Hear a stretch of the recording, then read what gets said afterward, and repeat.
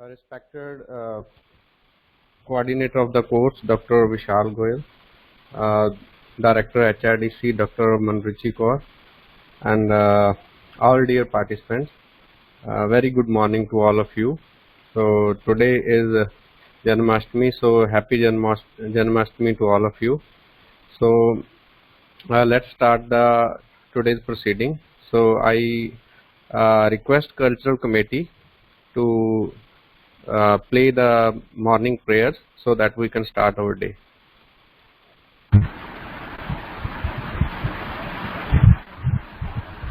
Good morning everyone.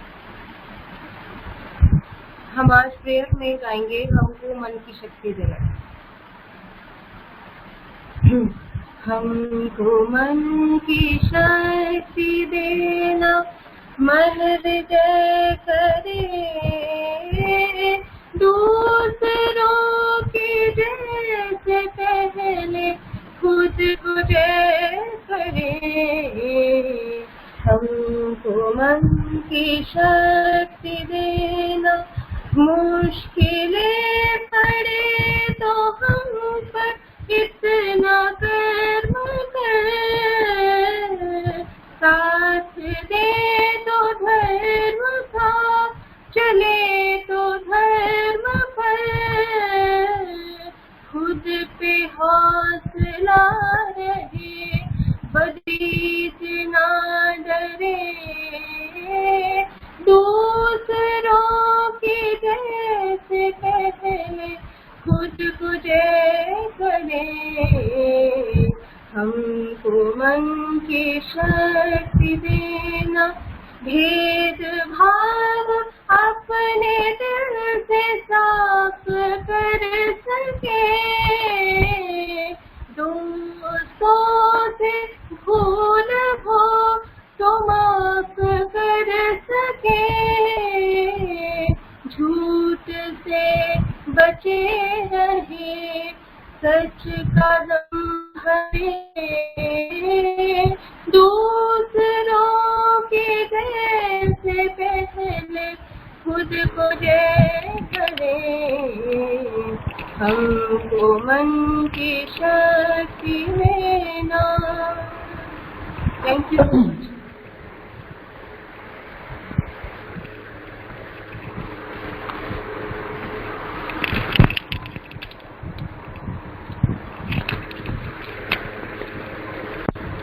Thank you, ma'am, for such a melodious prayer.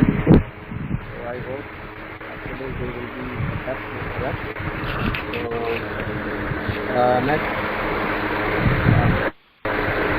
let's observe silence of 1 minute and let's meditate on the book so that we. Dear participants, please mute yourself and observe silence of 1 minute. After 1 minute, I will speak. Till then, you have to remain silent and you should meditate for 1 minute.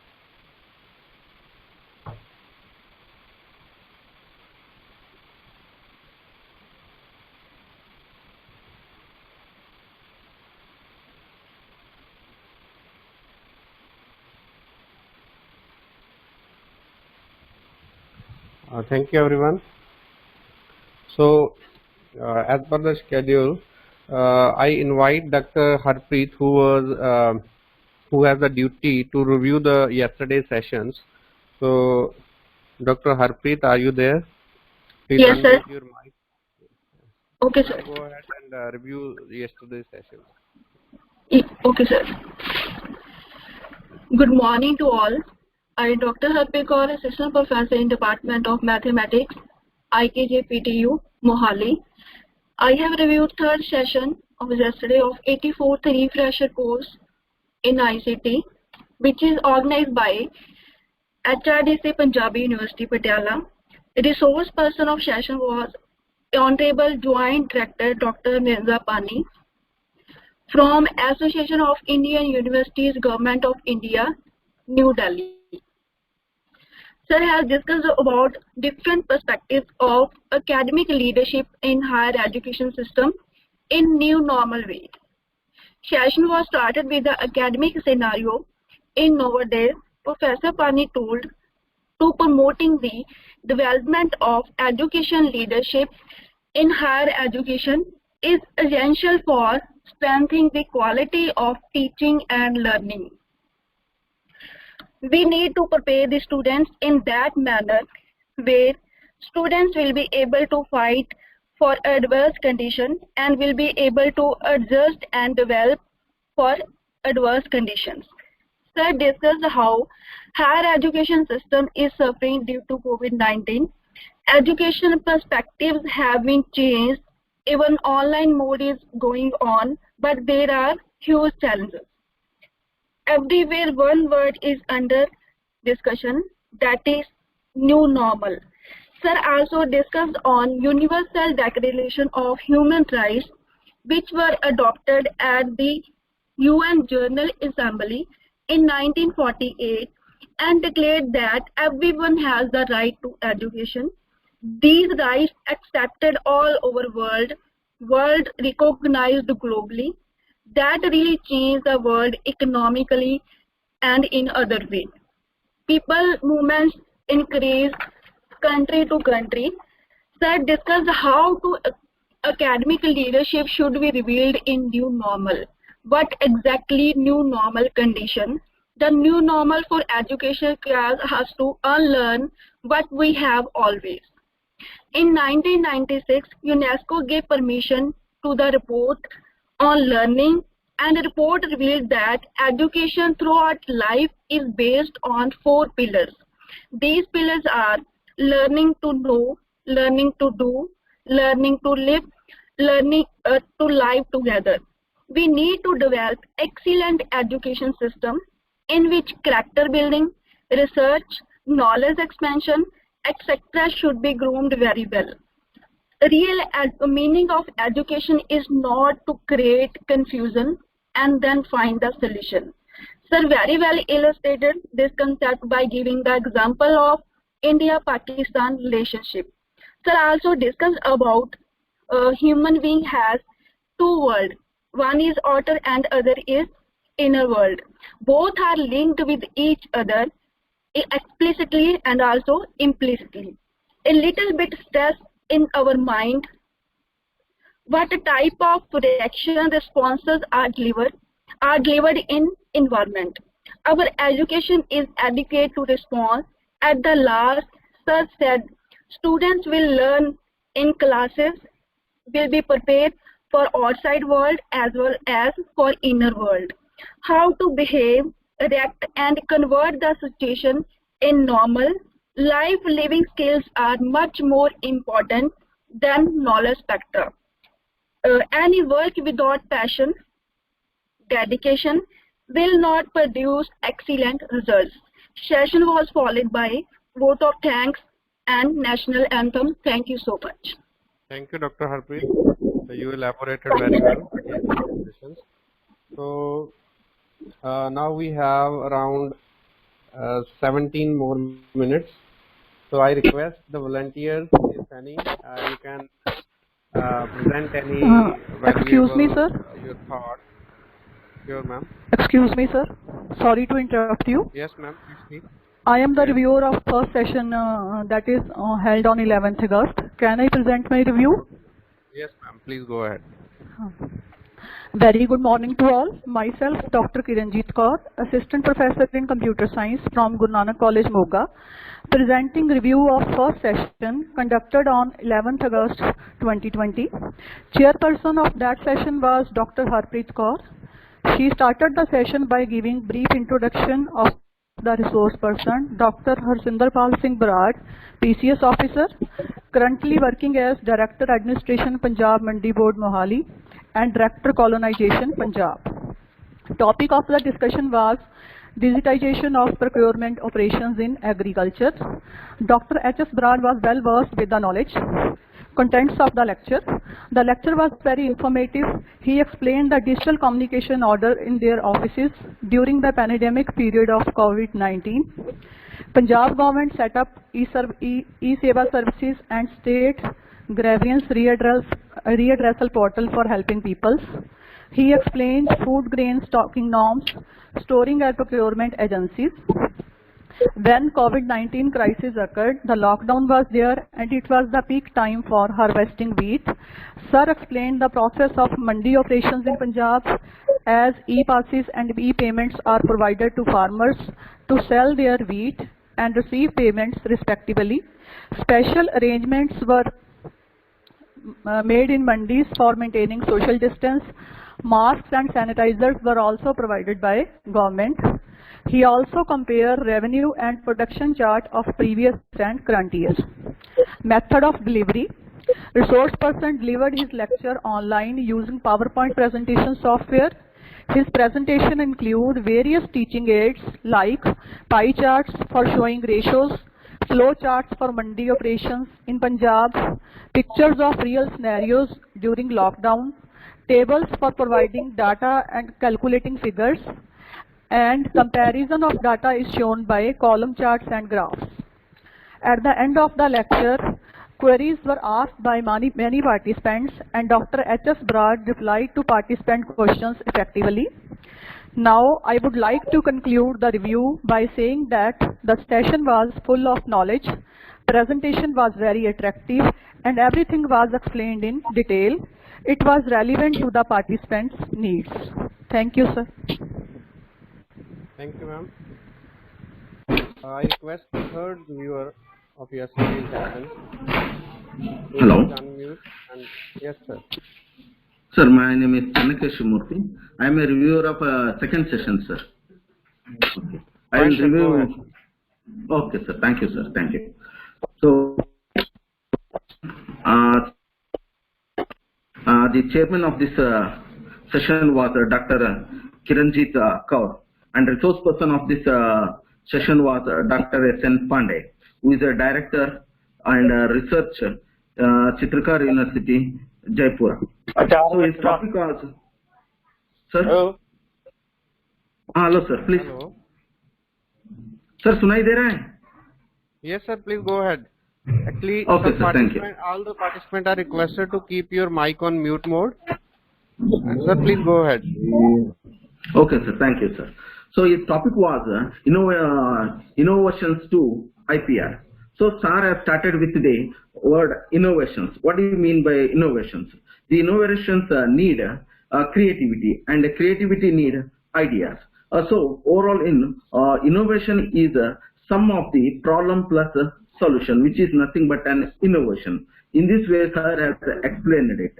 So at the same time, the four pillars of the research methods has been told by the sir. It needs the four pillars are creativity, innovation management, entrepreneurship, and future studies. So creativity needs idea generated plus creative thinking. At the same time, sir has given a beautiful example, sir, by showing a PPT ambulance problem where solutions will be there. So innovations are of four types. They are technology innovation, product innovation, process innovation, management innovation. Sir, in the innovation day on one day, they have shown that graphs which has been explained very beautifully, and he has said that it will start with a good ideas where it will goes on improving and it will become a stable, and at some stage it is going to die, and then a new idea will start. In this way, sir has explained by giving the examples of TV, photography, and all the other examples through the PPTs and pictures.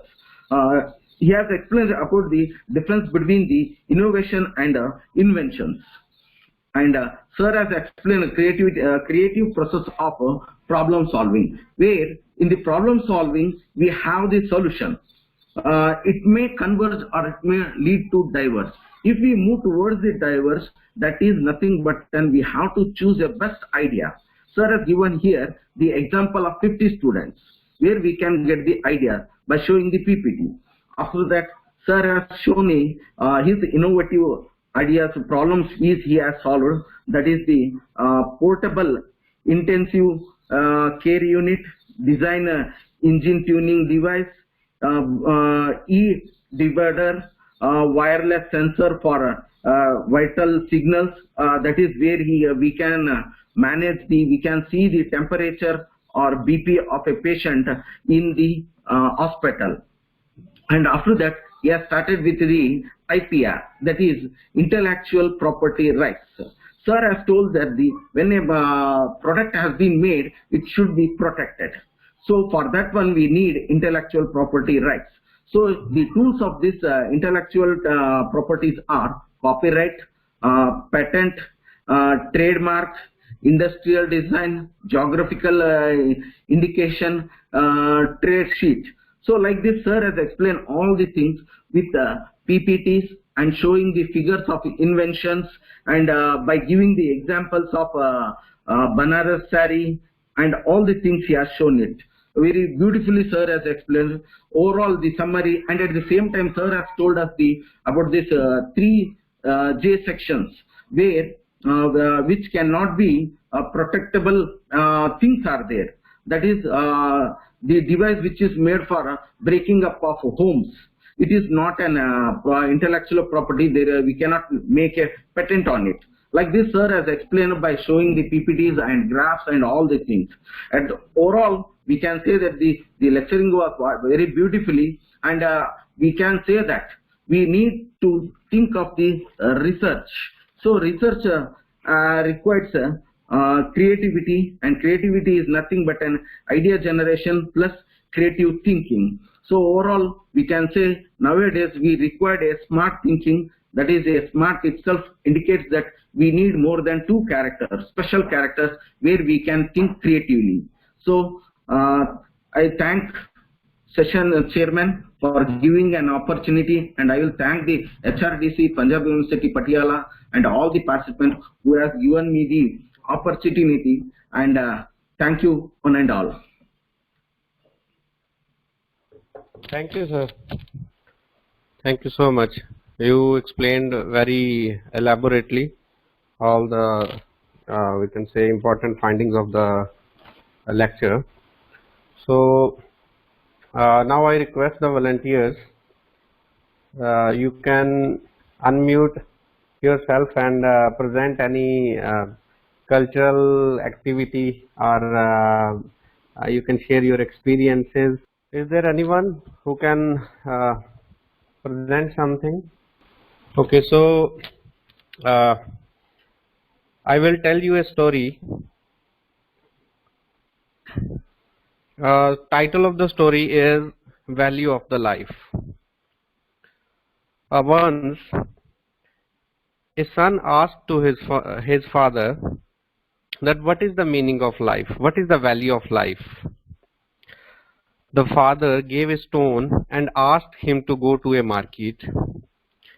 The father instructed the son that if you want to know the value of your life, take this stone and go to the market. If anyone asks the price, don't say a word. Just raise 2 fingers. So he instructed his son that you should not tell anyone the price of this stone. If anyone asks the price, just raise 2 fingers. The son goes to the market. He stayed there for say 10 to 15 minutes, and suddenly an old woman approaches him and says, how much is for this stone? The boy doesn't say a word and just raised 2 of his fingers. The woman says, $2? Okay, I will take it. Son was so surprised, and he hurriedly went to the father and said, Father, there is a woman who wants to purchase this stone in $2. Should I give her this stone in $2? The father said to the son, no, next place I want you to go is a museum. There also, don't say a word if anyone asks the price. Just raise 2 of your fingers. So the son goes to the museum.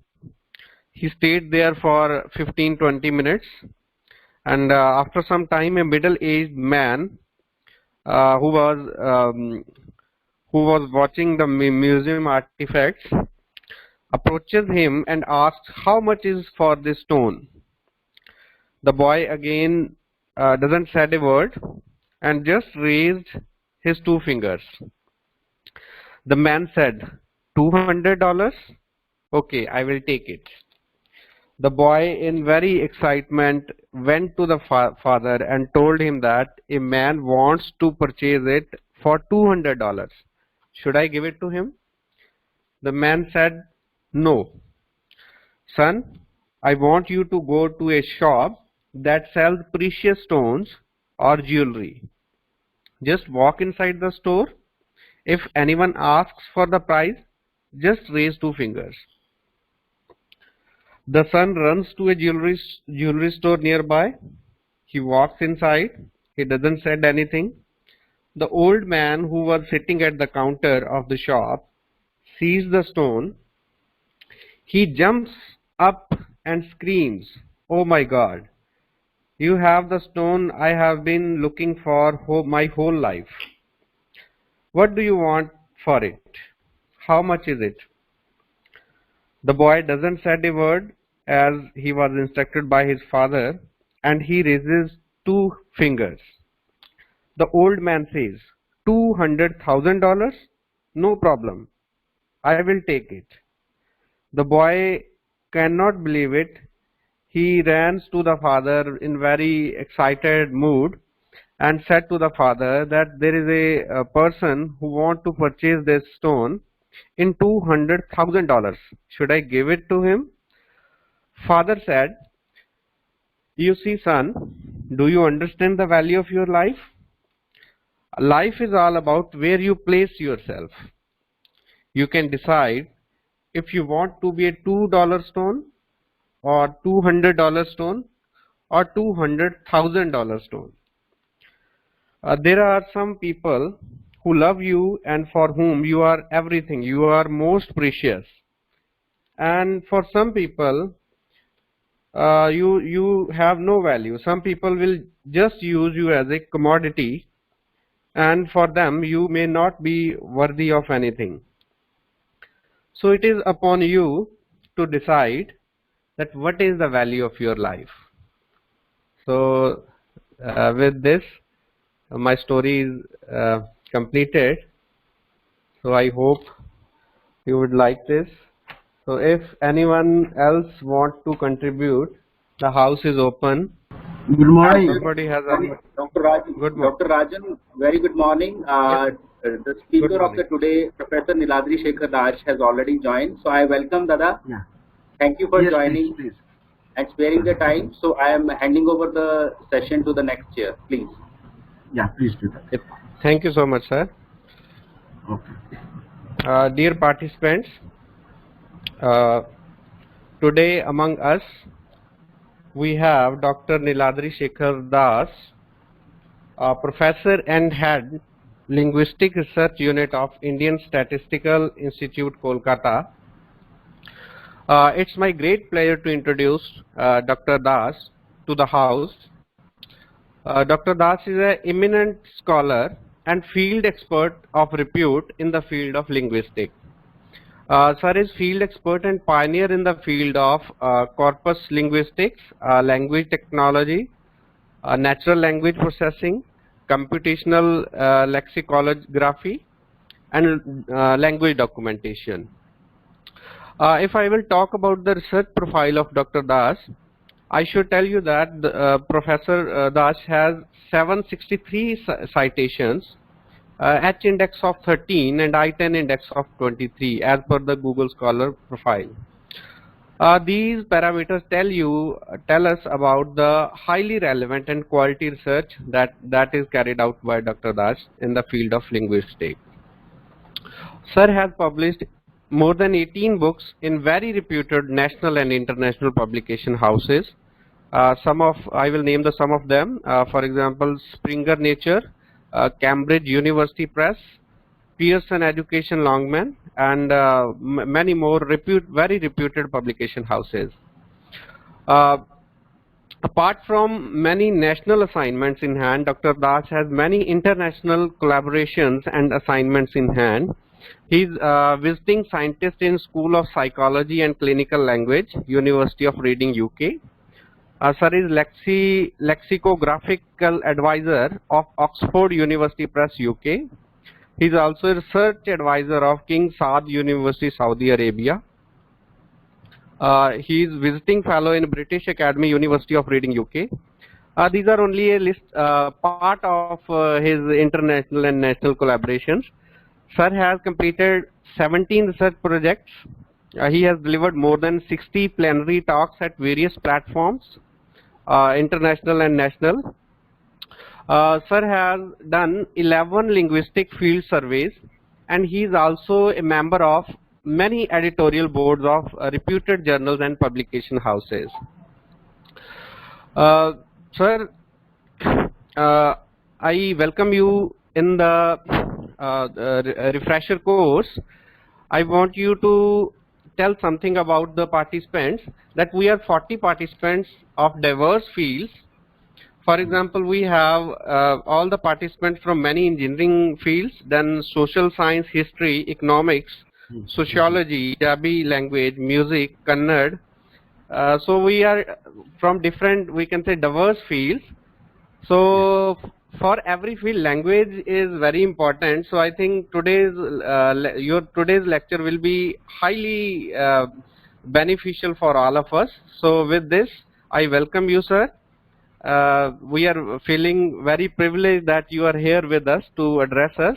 Thank you, sir. You can take the charge now. Please go ahead. So, my dear, let me start then. So, my dear friends, good morning. So, today's talk is basically a part of natural language processing. And those people who are coming from the background of computer science with little bit of inclination towards language data and processing languages, they may find it interesting. But the people who are coming from other disciplines, they may feel little bit stiff. But if you have any liking for your mother tongue or language, and you want to use language in all best possible platforms of your regular interactions, how we are going to deal with language text, how technology people are using language data, and how as a researcher or a language user, we can benefit from this area of research. So title says we are actually emphasizing on three important components. We are taking as input the pure natural language texts.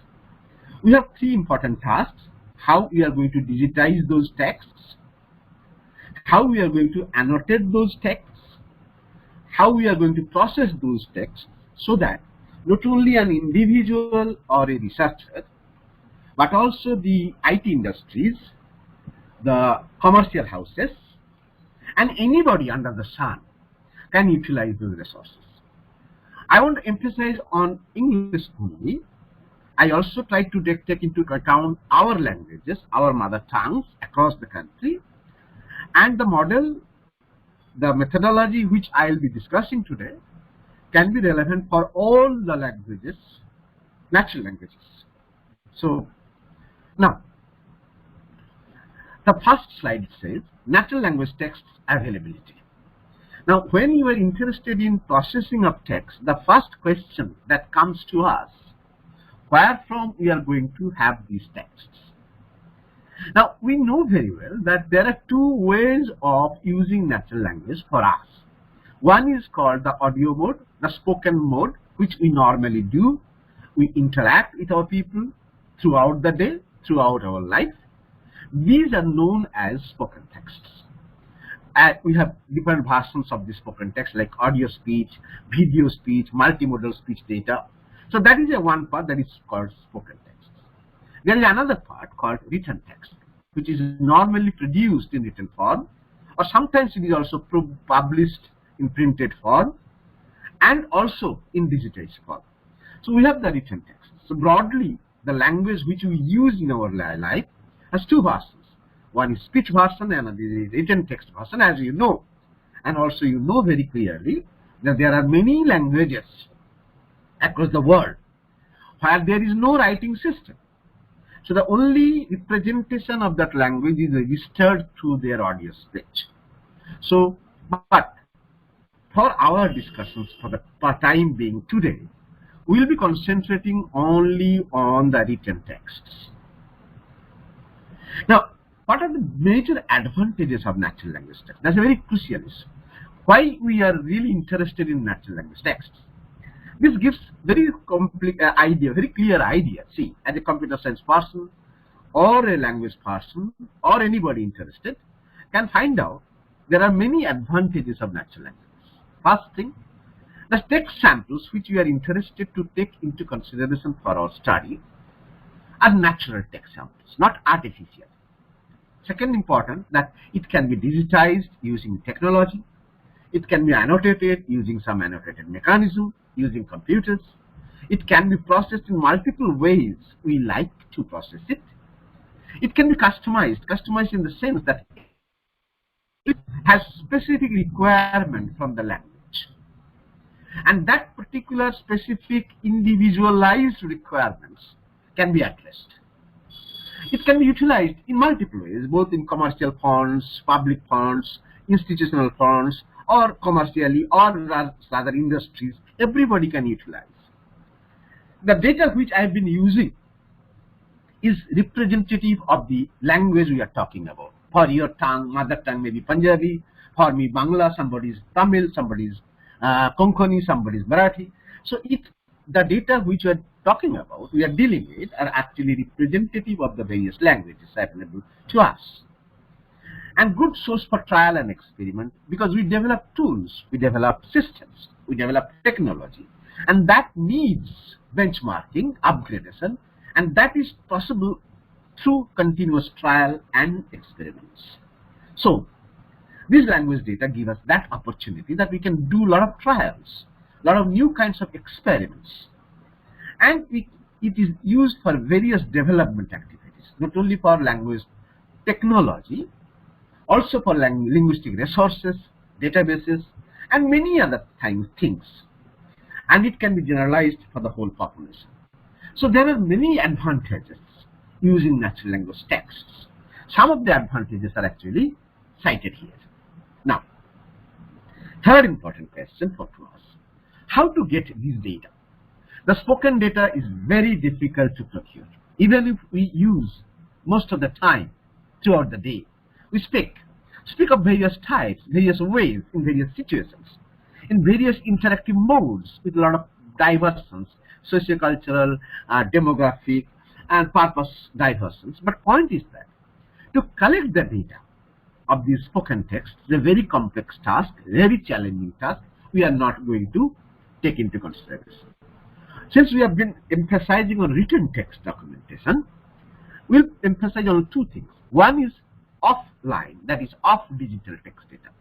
There are a large number of text data. If you look at your home, you can find out that you have a library of books, library of journals, library of other documents, which are handwritten maybe by your ancestors, forefathers, parents, maybe some printed documents but not published, like legal documents which you store at your home, or even some public text data of all kinds of texts.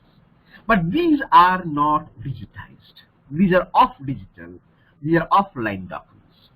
So to procure those documents into digital platform and to access those documents in a digital way is a challenging task. I won't go into the details. That is another area of research. Where I am interested in the second option, the online data. We get large amount of online data available to us at present in your own language, not about English or Spanish or German or Italian language I'm not talking about. We are talking about many of the unique languages like Punjabi, like Kashmiri, like Hindi, like Urdu, Bangla, Tamil, Telugu, and many other major languages, the 22 or 23 national languages. They have a certain amount of data which is available online. And what are the methodologies or the processes we can get those data?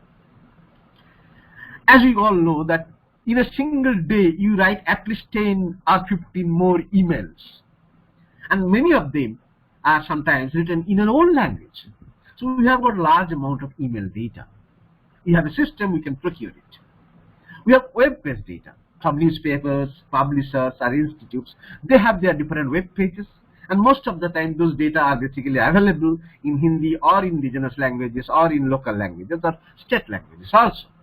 Even here Punjab University has a version of which has been produced purely in Punjabi. So you can get data from that websites. You have home-based data. Various agencies, commercial, advertisements, they have different home pages where data are available for many of the Indian languages. So you can get data. And the last option, you have got tremendous social networks. Many social networks like Facebook, like WhatsApp, like Messenger, and many other platforms where data are available in your own language. So we are interested in the second option, that online data, which is available digitally. And there is a crucial issue involved in it, that many of these data are written in indigenous script. Say Punjabi data is written in Gurmukhi script, or Bengali data, language data written in Bengali script. Alternatively, we have also come across data, huge amount of data, which is used in Roman script. That is, Punjabi is written in Roman script or Bengali is written in Roman script. That is also a kind of new data, but that is a different class of data. We are not interested to take that part. We are more interested that Bengali data written in Bengali script, Punjabi data written in Punjabi script, Tamil language data written in Tamil script, or Hindi data written in Devanagari script. So we are most important part is here, the online data. Now, the simple questions. Why do we need language texts? The very simple question. So I have tried to give 6 answers justified this question, but you have the full freedom to substantiate, to deny it, or to augment, or to add new observation or new perspective. That is, new perspective towards language description. So suppose you find that your language is showing some properties, some aspects, some features in recent times, which is not represented, not analyzed, not addressed in the existing knowledge texts of your language. Suppose the grammar book. The grammar doesn't speak some aspects of language which has been recently observed. That particular feature can be properly noted from this new language data, and that can be added to the new types of language description. So describing a language with its new perspectives, with new properties, is an important part for any language. Forget about any NLP. Even in pure simple description, writing a grammar or developing a good dictionary for your language needs huge amount of natural language data. Next important is birth of AI, information technology, and language technology. These 3 domains, artificial intelligence, information technology, and language technology, they are crying for huge amount of data of multiple types. And your database, your language data, which you are trying to procure, can contribute in a handsome manner, not only free of cost, also it can include certain amount of costs, also money, that you can give to that domains the amount of data. Best source of actual empirical data. The data which you collect is basically represent the language how we use. So it becomes a primary source of empirical language data and analysis and investigation. Approach towards data-driven research. This has been the new trend across the globe, that all research should not be only theoretical research. It should be experimental or data-driven, empirical. So this contributes to the online game or existing game or research, new trend, that data should be used for empirical researches. Applications in academics and industry, that's very clear, and in the whole course of our discussions we will come across. And huge translation market across the languages. Those who are working in the area of natural language processing or computational linguistics or language technology, then you know that translation, machine translation, has been one of the challenging areas for last 60 years. And we have not been much successful to develop good translation system across languages. And those systems, because the news talk of the town is big data. And this huge translation market waiting for the huge amount of data which we can supply. Now, what does a language text supply? Now, we understand that language text is needed in various disciplines. Now, you are asking me that, sir, what are the things they are supplying to us that you think that is so important for us? So, I have tried to give a very theoretical frame which is applicable to all languages. What do we get from language texts? If you look at this picture here or diagram flowchart, that language data actually gives three kinds of information to us. Pure linguistic data. Those who are interested in the language data, they can procure large amount of linguistic data. We are going into the next slides to impart details. You can get large amount of examples for trial and error, for checking systems or verifications of your system. You need large amount of examples. Third is information. This is a world of information. This is a new era of information. And we know that the concept of information technology. And we also know that if you have information with you, you are perhaps the most powerful individual living under this sun. And the data which we have got, it can provide multiple types of information, not only linguistic information, but also other types of information, which we are coming in next few slides. But at the end of the whole process, what we get is the most fourth one.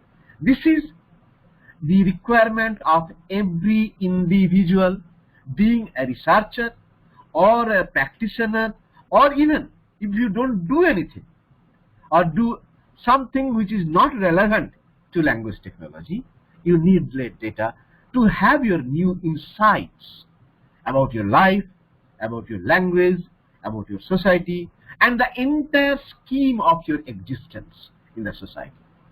So you get new insights, new perspectives, new outlook, new philosophy about language, life, society from data.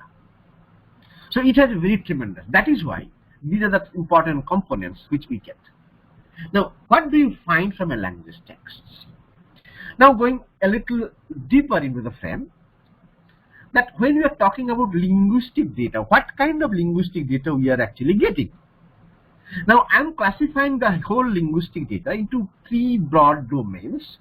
It can be further sub-classified, but for the time being, we are classifying them into three broad domains. One is character level data and information. Second one is lexical data and information. Third one is syntactic level data and information. And if you want to know what is this kind of things, I have given on the right hand column the examples. And the character level data, you get letters, graphemes, allographs, glyphs, diacritic symbols, conjunct clusters, numerals, symbols and punctuations, and many other kinds of characters which are normally used in a written text. Second level data, lexical data, which deals with words, mods, compounds, multi-word units, reduplications, word formative elements, named entities, and many other aspects. The third one, the syntactic level data, gives you enough data about the phrase structures, phrases, clauses, different types of segments, sentences, idioms, set phrases, proverbs. So you can give a hierarchical or pyramidal structure, anti-pyramidal structure or something like that, from smaller unit to larger unit to a syntactic level. You get all three types of data. That is purely of linguistic data. Now, if I think examples, the second argument which I presented in the flowchart, what kind of examples get? If you look at that, I'm not talking about the examples which is relevant for language technology, because my perspective is very clear. The language data which I'm dealing with, the language resources which I'm developing, is not going to serve the purpose of language technology people or the people who are engaged in artificial intelligence or in industries. I'm keeping the entire community, the wider community in view, that this data is not only useful for these language technology people, but anybody coming from any walk of life, coming from different disciplines, they can also use this data. And that is why you can find out that in the set of examples or information or insight, you have got a lot of things which are not directly linked with language technology. Say in examples, linguistic, extra-linguistic, content, properties, features, functions, patterns, stylistics, all those things are available, all different types of examples. With level of information, you see that you get linguistic information, which is very much interested for language technology people. But those people who are studying, say, textual elements, intercultural elements, lexical properties, who are developing grammars, who are interested in discourse studies, who are developing systems for anaphora, who are working on argument structure development or figurative expressions identification, those who are working on semiotics or ethnographic profiles or on pragmatics, they can get huge information from here. And the insights, what we get, that is everybody's cup of tea. Our life, language, society, culture, time, place, event, agent, people, situation, context, motive, cognition, usage, our competence, performance, communication, disposition, different kinds of negotiations we do, synchronicity, diachronicity, or community realization. So you see that by analyzing data, you get such a wider perspective, wider understanding of language and life. And that becomes very much informative, not only for IT people, but people coming from any other work or any other discipline, how they are using those languages and trying to understand things. Now, how can we utilize language text? Now, it is quite clear to us that we can utilize texts, the text has, natural language text has certain relevance. Now, the second important question that you would ask us, how can we utilize language text? Fine. I have identified 7 ways, but you can also add up more. First utilization, that this language data we use for language processing tools and technology development. We need to develop some annotation techniques and systems for which we need pure natural language text. We need to develop various digital language resources. It's a very important part. For this purpose, we also use language data, use LT systems, language technology systems and devices, for translation support systems, man-machine different interfaces like e-governance or any individualized services, or commercial applications of IT industries. So there are 7 domains which I have identified. If you think that you can add something more, you are always encouraged to do that. You can add up many more domains you like. Now, I'm coming into the actual way of processing texts, how we are doing these things. I'll go step by step. I don't know how much time I'll be given, but till 11 or something little more if you give it will be fine. So here, if you look at the data, this slide, you can find out that on the left hand side there is a picture and the right hand side there is the text. So this is basically an advertisement given by the Sri Lankan government asking tourists to visit those places. So our first task was to text conversion from web text to raw text. So when we procure these texts, it has an image and a text, but we are not interested into the image. We are actually dealing with the text.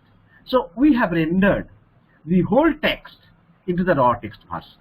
So our first tool, which is known as text conversion tool, converts a raw text or image text or multimodal text into raw text. So you need to develop a small program by which you can remove those non-textual components, non-textual elements which are available inside the text. This is a first called text conversion mechanism. Now, once this is done, you need to add some metadata in text encoding. Metadata is basically some additional information which you need to add to the text for that, so that you can properly recognize text in subsequent analysis and applications. Now here, if you look at that source of the text, you have to identify whether handwritten, printed, digital text or social network text. Didactic pointer, you have to give a didactic pointer like time and place of the text collection or text procurement. genre of the text, what kind of text you have taken care, that it is a prose text or poetry or play or leaflet or different kinds of text which is available on the net, type of text, whether it is a narrative or a dialogic text or a commercial text or a simple advertisement, the major discipline, whether it is literature, science, medical or legal, so broad disciplines has to be defined, and the producer of the text, is an individual or a public domain text or an institutional text or a governmental text. Then you have to give a special indicator, location of the text, whether it is procured from India or UK or USA or any other part of the globe, and special temporal indicator, whether it is a old text or a medieval text or a new text or a modern text or a very recent text. So these are the 7 metadata. You can add many more metadata. In fact, in text processing technology, we have got more than 100 different sets of metadata to be added to a text. I've given only 7 or 8 important metadata, but you are free to add if you think some more is required. Now to start text normalization. Once the text is procured, converted, then you add metadata. The third important stage is text normalization. This is called text standardization. So there are more than 30 different ways of normalizing a text. But for us, major types, 10 major types are here identified. First thing is the removal of images, pictures, tables, diagrams, and other properties, non-textual elements, which are also there. Second one is noise removal. Noise removal is in the sense that if you think that if you procure a data which has been under the XML or say HTML or XML or SGML versions, so you can find out that within the text there are some marking, that is hypertext annotated already inside the text. But these are not the part of the text. These are us. So that has to be removed. So by developing a tool or system, you can remove it and also do kind of manual checking to see that all those non-textual elements or hypertexts are properly removed from the text, so that original raw text have the actual text. Then there are corrections of spellings of errors. As you know that in Indian languages, correction of spelling is one of the toughest challenges. And we have a lot of spellings errors, different types of errors. We'll go later on how into details. That is one part. Management of space within and across words. There are space problem with regard to words that properly written or some words are combined together. You have to give space in between the words so that the words are properly recognized. Tokenization of inflected or affixed words, that is called like stemming or lemmatization process, which tokenizes things and removes tokenize the items in an alphabetical order or frequency based order in different ways you can do. Foreign letters are word removal. That is another issue. Sometimes in Indian language text, it's very quite common that in a piece of Punjabi text you find a particular line is written in English. And when you do the text processing, you find that the text which is written in Roman script is actually a real burden or real problem in text processing task. So you have to remove that part one. Then there are various numerals and digits which are also there inside the text. Then there are punctuation marks. Then there are segments. Segments in the sense that you find that a particular text is produced which is not a full-fledged sentence but a part of it. So that segment is not a sentence and that has to be removed from the text and put into separate database so that you can later on you can analyze how the segments are produced and constructed and what are the information actually embedded into those segments. Then sentence identification and marking. There is another important part that when you take a whole paragraph, you identify number of sentences used and you have to apply this methodology to train your system so that the machine can properly identify the number of sentences are used in a particular piece of text which runs for say 1 lakh sentences or more. So these are the major 10 text normalization processes. Now I come to annotation. Annotation itself is a big area, very big area. Each one, the 10 domains are named here. Each one is a separate PhD thesis. Now there are more than 20 different types of annotations. I'm already mentioning only 10 annotation types which are the most absolutely necessary before we apply text for any word. So one is called orthographic annotation, in which we identify the characters, the symbols, and punctuation marks used in a text. What is annotation? That has to be first understood. Annotation is a process mostly done by a machine to add some additional information to the content of a piece of text. So it can be of various types. So in a piece of text, you can add information of orthographic level. You can also add information at word level, at sentence level, at paragraph level, or even some other types. So in annotation, the basic task is the machine is trained in such a way that it is able to add some additional information which is no more available inside the text from outside, so then further processing of the text by the machine becomes simplified. In orthographic annotation, we add some additional information to the characters used in the text.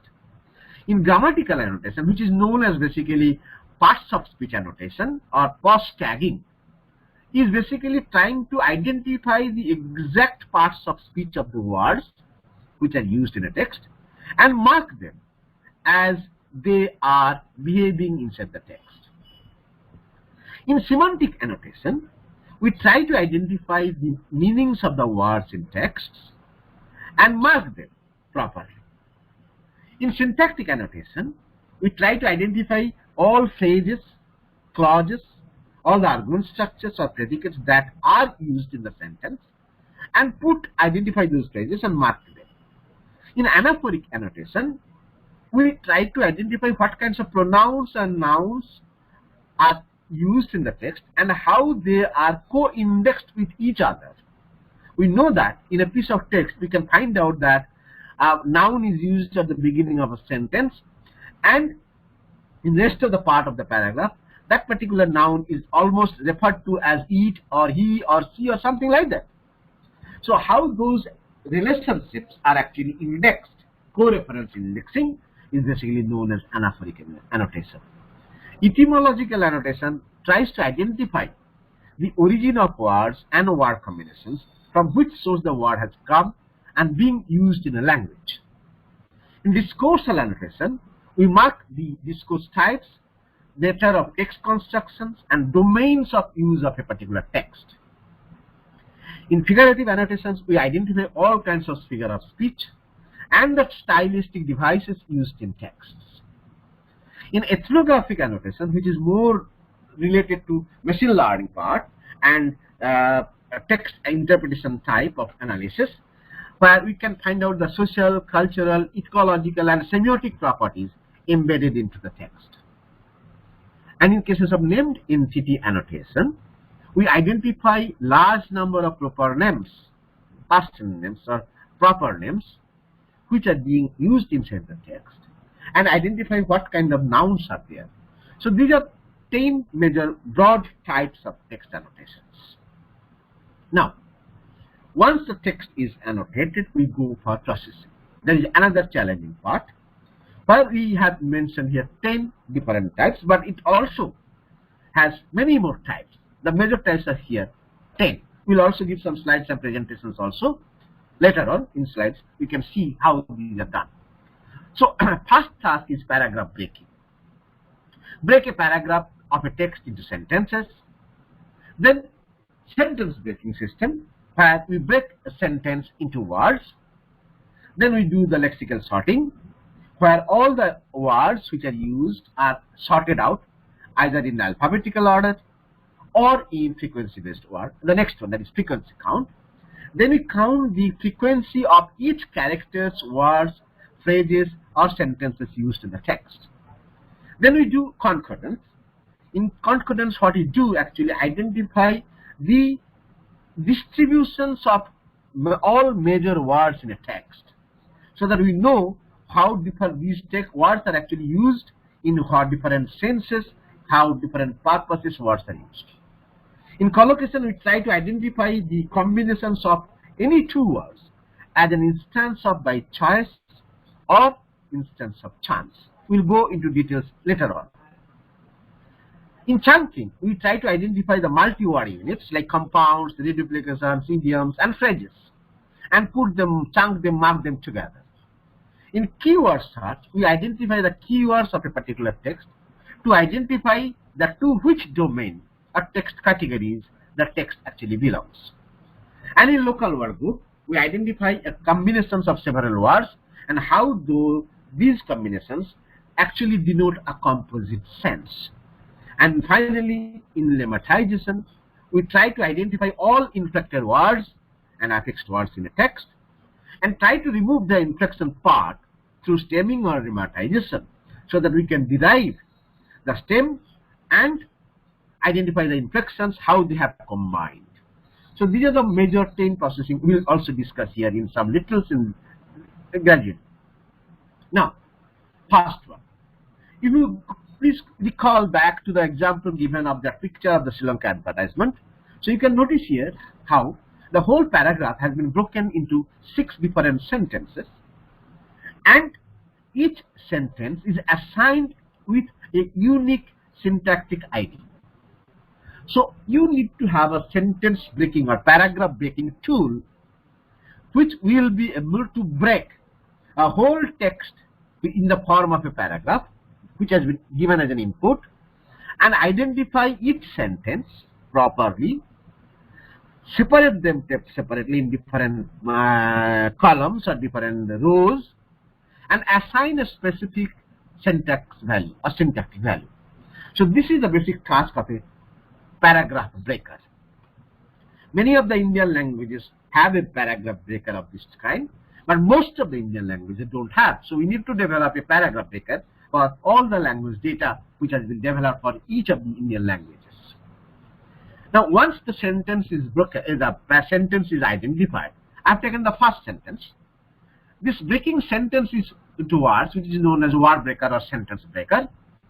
What happens? The whole sentence is broken into words, and these words I have given for because of the space constraints into 5 columns, but each one would come in a separate column in a vertical order. So you can find out the total number of words used. There's an important idea here that how to identify words is a very important crucial question for us. So you have to address this problem, but at the same time you have to keep in mind that when you develop a sentence breaker, you have to identify that this system is able to break the words which have been used in a sentence as a separate lexical identity word and store them in a separate database. Now, once this database is developed, the next task is alphabetical sorting. So alphabetical sorting tool, what it can do is can alphabetically sort out the words. So as I have given in the words list here, you can find out there are 4 rows and each word is alphabetically sorted. So alphabetical sorting is a very important task which gives you very clear idea what kind of words. It has many functions. I won't go into the details, but point is that you need to have an alphabetical sorter which you can sort out words in an alphabetical order. Now, next one is a frequency calculator. Most of the languages, for Indian languages, unfortunately, they don't even develop till today, the frequency calculator, which can calculate the frequency of occurrences of each character or each word or each sentence. So when you think of developing a frequency calculator, you have to keep in mind that you have to develop in 3 parts. At the character level, it will identify the number of characters, frequency of each type of character used in a piece of text, which has different functions in optical character recognition and machine learning purposes. At the word level, you have to identify the frequency of each word and word types in the corpus, and also multi-word units. At the sentence level, you have to find out the total number of sentences and frequency of each sentence type. Also, the number of words used in a sentence. These are all simple queries. In any informatics, any study of informatics, language informatics, these are very important ideas, important concepts, or important results, which are used for many other purposes. So you need to develop a frequency calculator to calculate the character level, word level, and sentence level. Now, there is a lexicosyntactic calculation. This is a very unique type where we try to identify various lexical types and syntactic types. In cases of lexical types, we try to find out how different words of different parts of speech, how they are used in a language. If I ask you in a very simple question, can you please tell me in your language which parts of speech is maximally used? Is it noun, or is it verb, or is it adjective, or something else?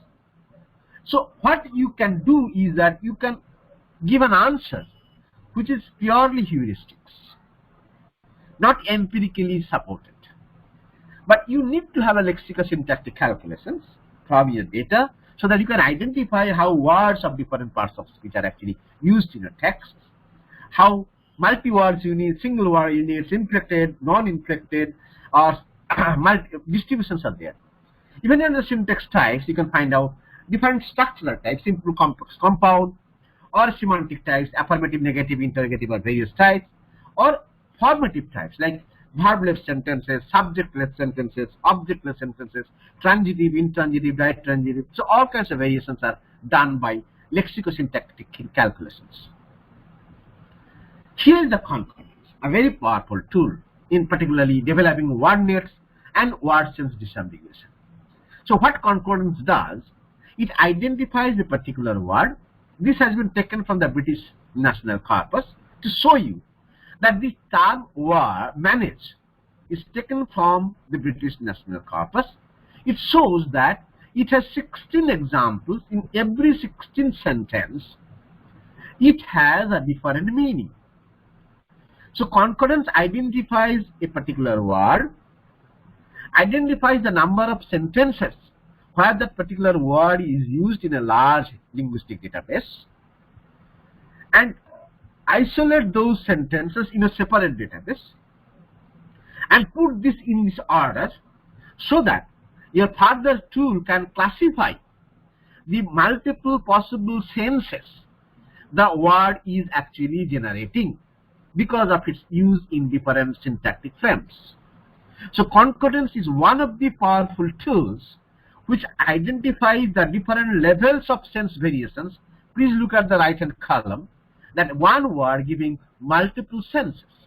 And this becomes a very powerful tool for word sense disambiguation, for language teaching, for dictionary developments, for thesaurus development, also for online teaching purposes.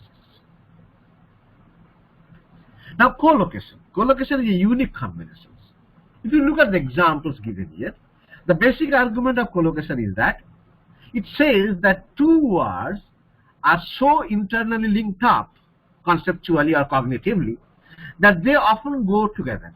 So if W1 takes place, invariably the W2 come and they combine together to give me different sense. If you look at the examples here, I say government residence, but I never say a government's bungalow or a government's apartment.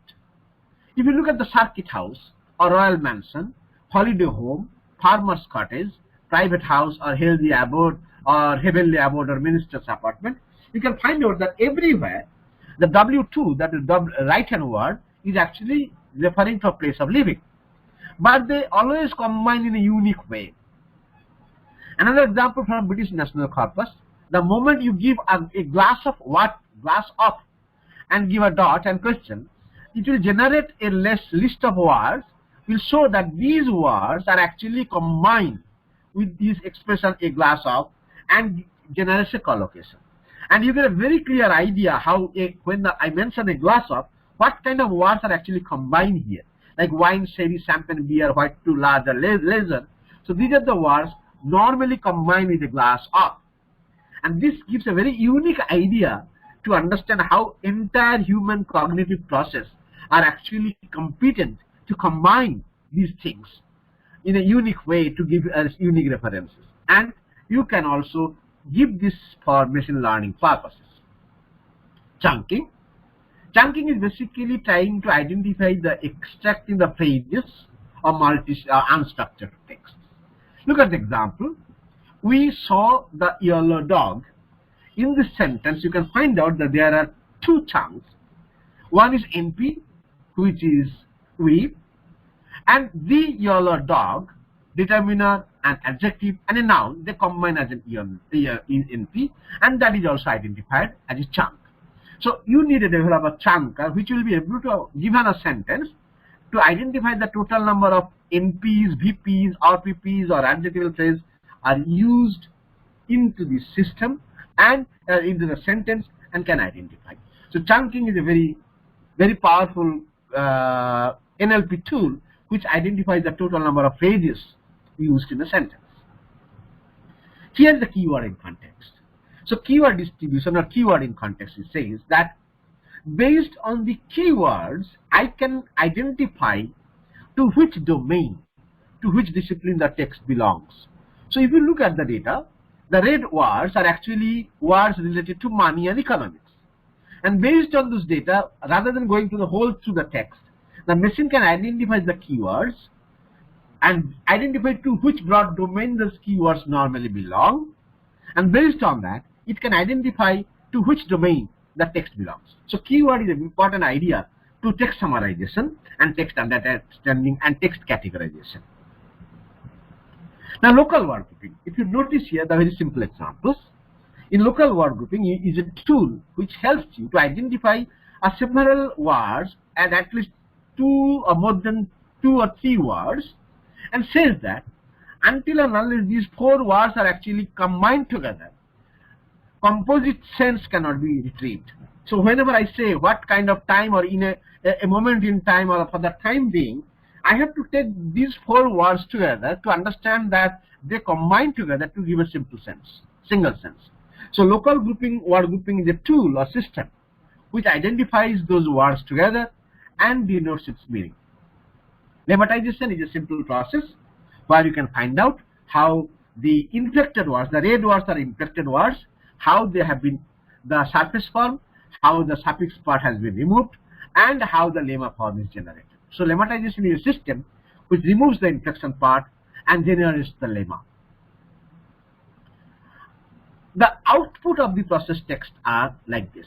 These are 10 processes after we reply. We find the raw or unannotated text, the first version, and we can have also different types of annotated texts. Then we can have concordant text, we can have digital lexical database or semantically related database, tree banks, which is known as sparse database, and named entity database, and also different types of sentence types or scientific technical terms database, or even tree banks. So you can have different types of processed texts once the text is processed. And here are some NLP tools which I mentioned. I'll go into details one by one very shortly. Now, the lexical distribution analyzer is basically a tool which identifies the total number of lexical items used in a text, nature of the lexical load, nature of the distribution, distribution of the content words or function words or different word types or different parts of these. So when I develop a lexical distribution analyzer, you can do multiple types of analysis or lexical distribution patterns in the language. Etymological annotator is a tool which identifies the source of the words, manner of inclusion in the language, how it has been as a borrowed or naturalized or analogically created, what kind of nature of the word, is it a technical term or jargon or slang or cant or argot, or diachronicity of the words, identifies the archaic or obsolete or new word or neologism or nonsense words. So lexical and etymological annotator can identify those 4 important components. In cases of spelling checking, as you know that spelling checking system identifies the erroneous words which are spelling mistakes. It also identifies what kind of error is there in the word. It provides an alternative spelling for us. As you look at the Grammarly, you can find out how it suggests the alternatives. It also proposes the standard spelling, provincial spelling or localized spelling, or spelling used by a particular individual. In cases of sense annotator, it's a very important part in word sense disaggregation. It identifies the sense this data is taken from BNC. It says that the entire BNC, the term love is used in 16 different senses, and those 16 different senses are highlighted here. If you notice that a particular word in your text is used in many senses, so you have to classify those senses broadly and identify in which senses the word is actually used. So from BNC you can find out that it says that the term is used in 16 different senses. Unfortunately, that kind of sense annotator is not available for any of the Indian languages. Now, post collocator. So we have spoken about the lexical collocator. Now this is a post collocator which identifies what kind of combinations are actually taking place between the two parts of speech. We look at examples. So here is the combinations. We get data from my database or language data that there is a combination of noun-noun combination or adjective-noun combination, noun-finite verb combination, noun-adjective combination, or non-finite finite or finite adverb combinations. So there are very unique combinations are available based on parts of speech. So this gives a very clear idea when you develop a tool or system, what kind of unique parts of speech combinations takes place in a language, and particularly in our formation of words. This is a very important part to understand how the different words of different parts of speech actually combine together. Now, Stemmer. Stemmer is a tool. It says very clearly, as you might have heard about the Stemmer, Stemmer is not a very linguistically supported tool. Stemmer, what it does, it tries to identify the most common part from a set of lexical items and preserve this common part as a stem and removes the other part as an inflection part. If you look at the example which has been given in the second column, you can find out that general, generous, generate, generosity or generative, they are not coming the same set of words. They are not clusters, conceptual clusters, but they have somehow structural similarities. And Stemmer finds that in all those words, the gener is the most common term, a common part, so it removes and stores as a stem. But unfortunately, this is not a stem, and remaining part are identified as inflection. But this is for text summarization part, or information retrieval part, or data retrieval part. This is a very successful one. So Potter Stemmer is a very well-known computational tool which has been used for stemming or identifying the text, summarizing the texts. But for linguists or language processing tasks, we normally go for lemmatizers.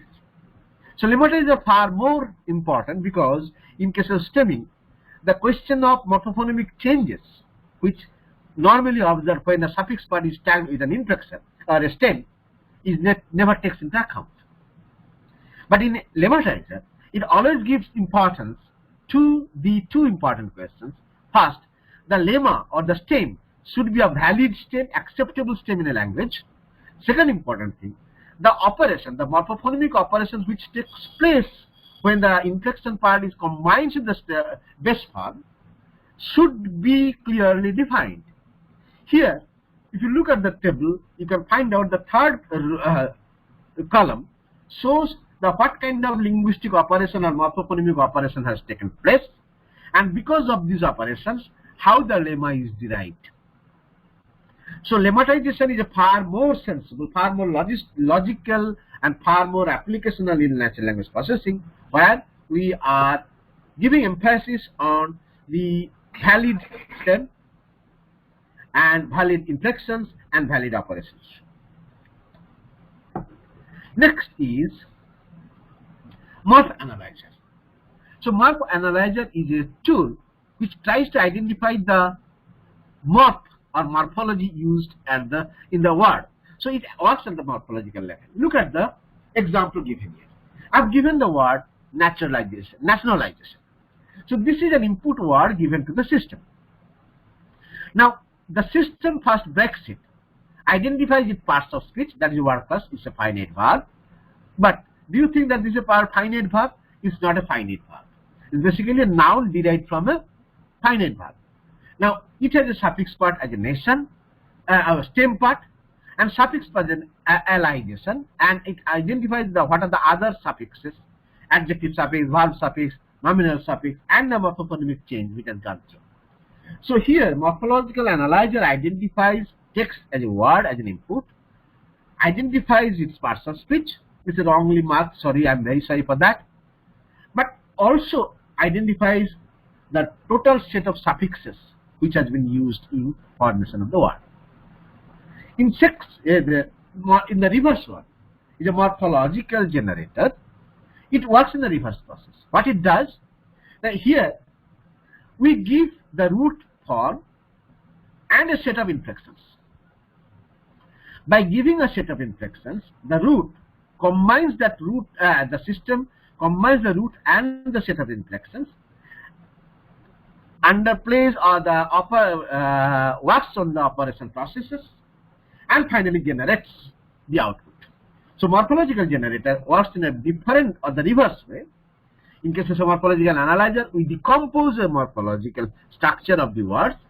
In morphological generator, we give them the whole thing and it generates. Lexical decomposer. That's a fantastic thing. A very, very powerful tool where we are interested, particularly for Indic languages. It becomes a very complex task that because of operation of sandhi and compounding, most of the times we fail to analyze sandhi words or say a compound word.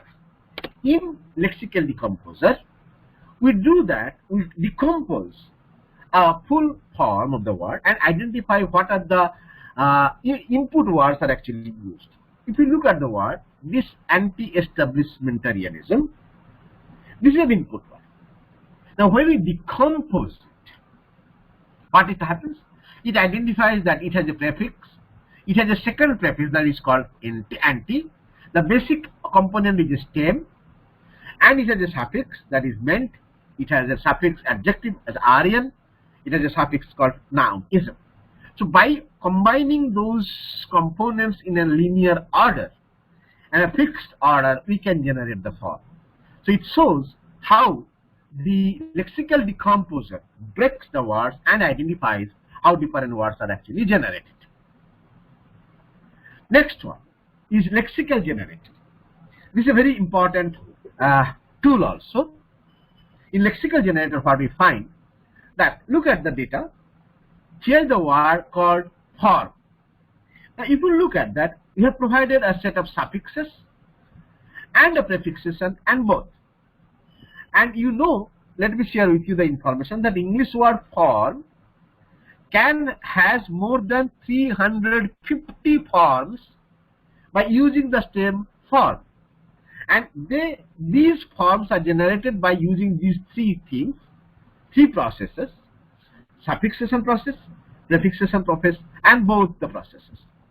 And you can find out by lexical generator, your system, you give a stem and the suffixes and it generates all suffix forms, and you give the prefix, it generates all the prefix forms, and you give both the forms, prefix and suffixes, it generates these prefix and suffix forms. So this is a very challenging task for many of the Indian languages, or rather almost all the Indian languages need this kind of tool where all the possible forms are possible to generate by way of giving the stem and other components. Compound annotator. This has been another real challenge recently, very recently, in cases of words as disambiguation and machine learning purposes. This has been a real problem, that how to identify the compounds in a piece of text and mark them, and identify the meaning of the compounds being used in the text. To do that, we have to analyze the compounds at 4 levels. So after analysis of the English compounds, what they have got, the 4 stages, they have got open compounds, which are, you can find out that open compounds, the 2 words are used with a space in between. And that becomes a very difficult task for the system to identify that living room or ice cream or full moon or high school is actually a compound. It's very difficult to identify because there is a space between living and room. In cases of closed compounds, the problem is little more simplified.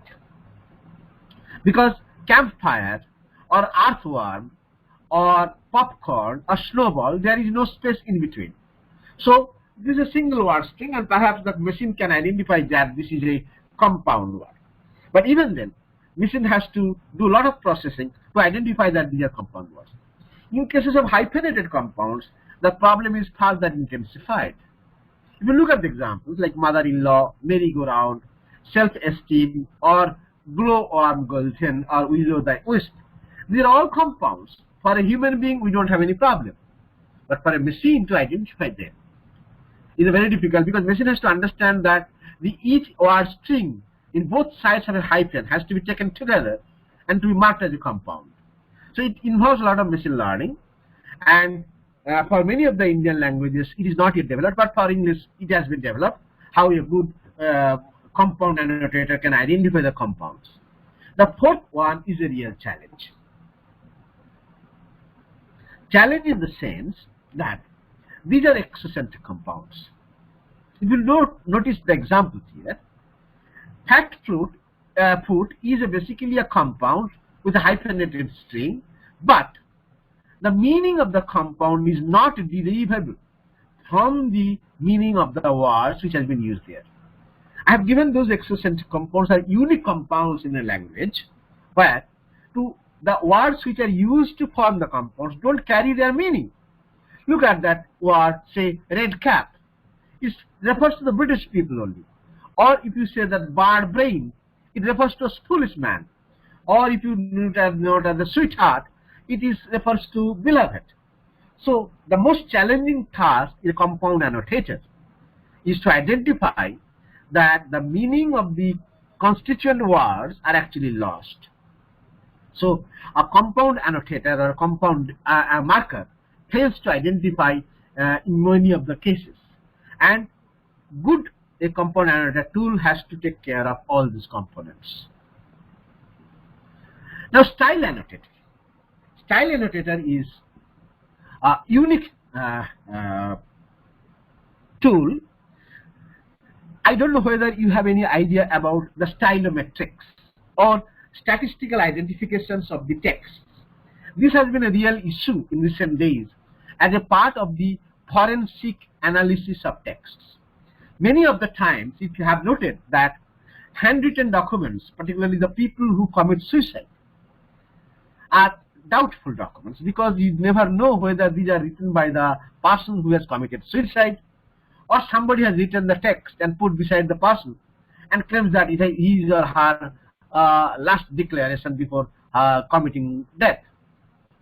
And many of the cases also, sometimes we have noted legal issues have come up that a particular deal or deed or any, say, documents, false documents. So to identify those false documents, to recognize those false documents, any government's forensic lab need a style annotator to identify whether a particular piece of text is written by an incumbent or an individual to whom it is attached to. This has been a real challenge for modern language technology tools and devices to identify that any particular text is written by you.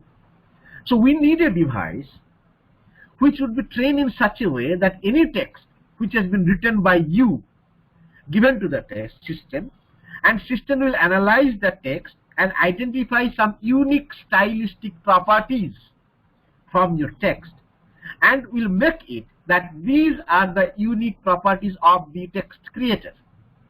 And next time when a new text is given written by somebody else, the machine will analyze the text and immediately it will say that sorry, this text is not produced by the person, it is written by somebody else. So this kind of tool is now, in fact, as you know, that in data security purposes and data encryption purposes, presently the government of India is trying to develop a kind of style annotator by which all those data can be marked uniquely. And for that, the machine has to do these kinds of analysis, identify the unique stylistic features embedded in a particular piece of text, unique narrative styles used in construction of the text, unique linguistic properties used in the text, unique semiotic elements embedded in the text, unique discursive elements embedded into the text, or unique extralinguistic information or properties embedded in the text. So this has been a real challenge for us. Not much success has been achieved, particularly in Indian languages, but some achievements are actually done for English and Spanish also, that any random text given to somebody else or into the machine can immediately predict that this particular text is legal to a particular domain, legal to an individual, and the particular individual belongs to a particular domain of activities. That kind of precision is done, but further details is not yet done. But this is a very challenging task for forensic studies. The government of India and majority all the state governments also are actually trying to develop a tool of this kind. In fact, I know that in West Bengal government is trying to develop for these Bangla documents, and I have been a part of the whole system where we are trying to give some linguistic inputs so that they can be successful enough to develop. In fact, CDAC Kolkata is working on it to develop this kind of tool that is called Style Annotator. Now, all those things, after that, what happens? Now, I have only 2 or 3 slides. Okay. Now, utilization of processed and annotated text. How we are going to utilize those texts?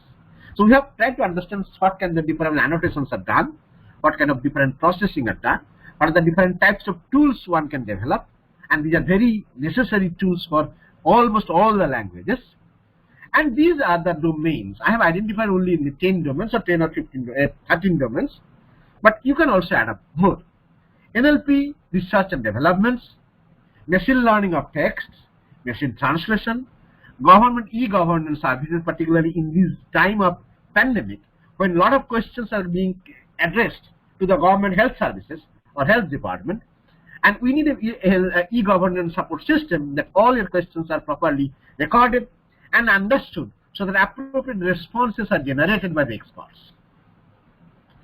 Online teaching tools, the online English and French teaching online tools are using these tools and systems.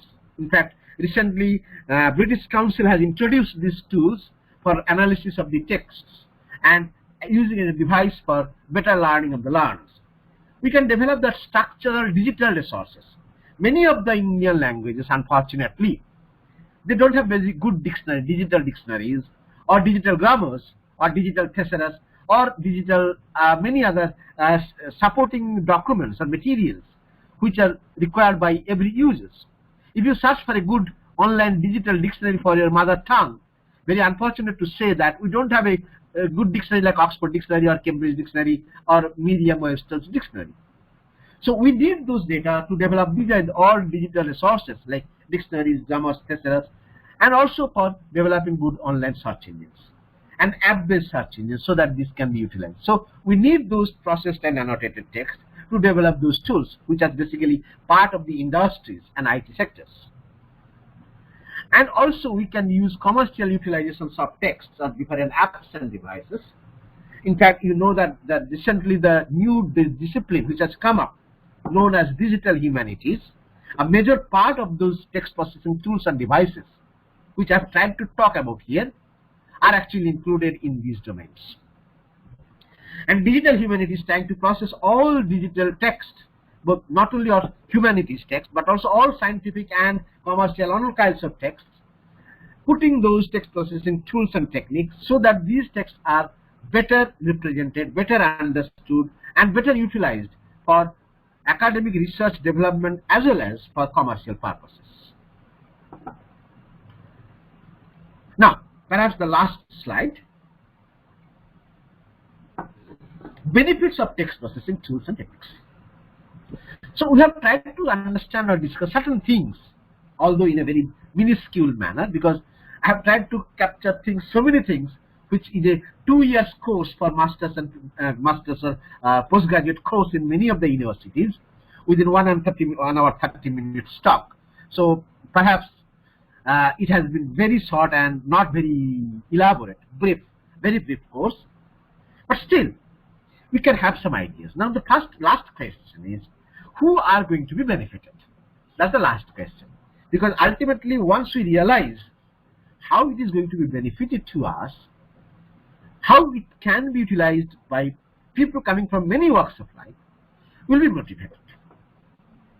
Now, so my question is here that there are 4 different types of people who can actually benefit from that. One is text processing tools, one is called linguistic benefits. That means we can have a better analysis of text of a natural language, which has been missing so far. Because so far, our language has not been analyzed with reference to a pure language database. And we hardly used any technology or tool or computer to analyze our texts. But now we have got that opportunity. We have got the texts, and we have got the machines, we have got the systems which we can deploy for analysis of our text. And we can get new insights, new ideas, new information, new understanding. That is purely linguistic benefits for the whole community. It has a commercial benefits. These processed texts are resources for markets. The market is waiting. Many commercial houses, IT industries, are waiting for those processed texts to be utilized for developing tools, resources, applications, softwares, and many other things. So we can contribute in a very handsome manner for those commercial sectors. Third, technological benefits. Because of this research, and because of the commerce and IT industries, and because of the hardcore research in this area, we develop a lot of tools, a lot of systems of language technology, which becomes useful not only for once, but many, many times, and becomes useful for across generations. And your language becomes technology-savvy language, resource-rich language, and useful language globally, for it can have multiple applications, multiple usages. Fourth one, which is very crucial for me, or for the people coming from other walks of life, that we develop huge amount of trained manpowers and human resources. Say, if we can develop, say, 10 or 15 good scholars in your project, in your research work, who know how to handle language data, how to process language data, how to utilize language data, how can industry can apply those language data, we get a large number of trained human resources. I can share with you that in my lab, more than 80 scholars in last 10 years, or not last years to be more precise, last 10 years, 80 scholars who have been trained in different use of platforms or technology in language processing activities. And categorically, each scholar is now working globally, absorbed by all major industries engaged in language processing tasks, language development, tools, application tasks. And they are across the globe, starting from states to India, every part of the globe, they are now working in different domains. So, benefits of text processing is that you get so much of benefits. And last word is that this language processing task is comparatively new domain of research. Maybe it has been, in India it has been nearly 30 years. It started in 1991 to be more precise. And 2020, that 20 and 30 years. But abroad it has started it started in 1951 in abroad. So they have 70 years history and we have 30 years history. But we can visualize that for next 30 years or so, this is going to be one of the major areas of research and development activities in IT industries and information technology industries, as well as in language technology, language processing industries. So there is a high chance, there is a very strong, good, rosy possibility for the young generations of scholars who are good in computer science and has uncanny inclinations towards language. They collectively can contribute together for the benefit of the language, for the benefit of the technology, for the benefit of industries, and the benefit of the society at large. Thank you very much. Here I end here. Thank you. So, Thank you, Dr. Niladri Sekhar Das. It was a great presentation. So, with your permission, sir, I want to start the question answer session sure, so that the do participants can ask the questions. Yes. So participants, please you can ask the questions. Hello sir, I am Yes. Dr. Sarjeet Singh from Patiala, Punjab. My question is, what is corpus? How to build corpus? What is the method of build corpus? Please. Yeah. Corpus, technically, corpus is a huge language database available in digital platform and properly annotated, processed, and made user friendly or digital friendly. So there are many constraints and conditions and prerequisites for developing a corpus. So since I didn't talk about the corpus generation part, so this is a very different issue altogether or different domain. But I would request you that in 2017 I have a book published from Springer Nature, How to Develop Corpus. Myself and Professor Orul Modi from Hyderabad Central University. If you please go through that book, in every chapter, it has 10 chapters. In every chapter, we have discussed in full details the step-by-step process of developing a corpus for any of the Indian languages. So, how to collect data, how to store data, how to process data, how to annotate data, how to preserve data, all those things are clearly mentioned in that book. So please refer to that book, and if you don't have the copy, I have a digital copy. It's a very costly book, more than 13,000 rupees Indian currency. So just send me an email. I can share with you the original version of the book so that you can go through that book and get to know. Okay, sir. Thanks. I can Thank you very much. Yeah, please share.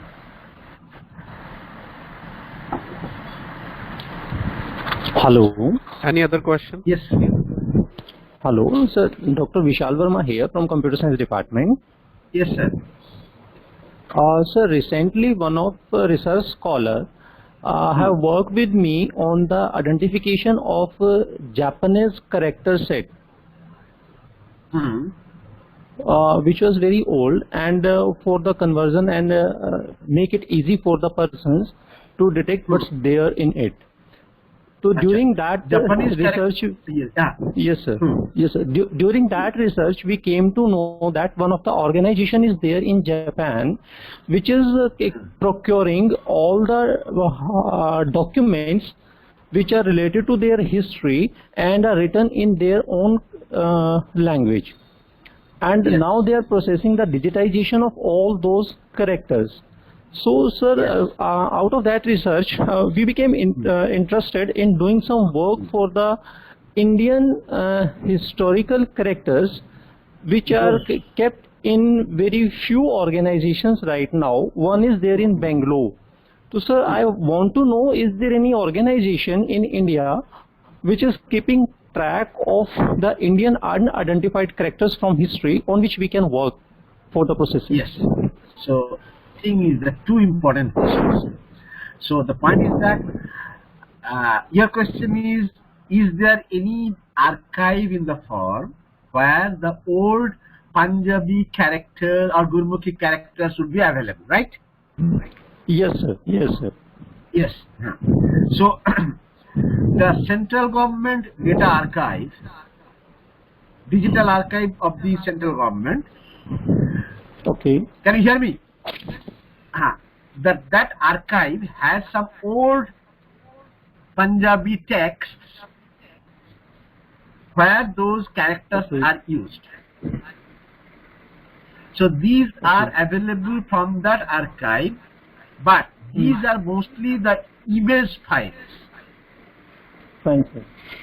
But, now the question is that if you have a good OCR, then you can convert that image file into character level. Right, sir, right. Exactly, this is what we want to do. Exactly, this is what we want to do. Exactly. So the governments of India, the digital text archive, or they have the data of the old Punjabi documents. Okay, so do that character is available for the user really? not Google enable. They have the archive, the documents. You can scan those documents and take the support of the Unicode consortium. Okay. To convert them into your character, the digital character level. Because the first problem is, if you want to render those images into character level, every character or every glyph requires one Unicode value. Yes, sir. Yes, sir. And until and unless you assign that Unicode value, yes, sir, it won't be possible that you can render them. Right, sir. Exactly. So in that case, my suggestion is that also you explore Unicode version 6.8. Okay.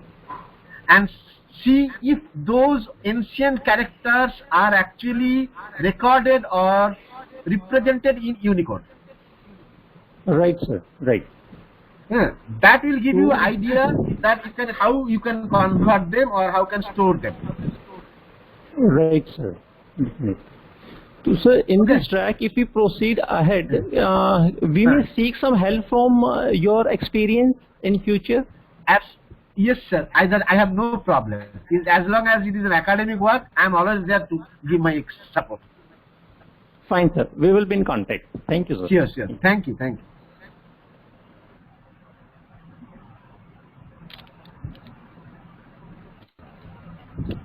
Any?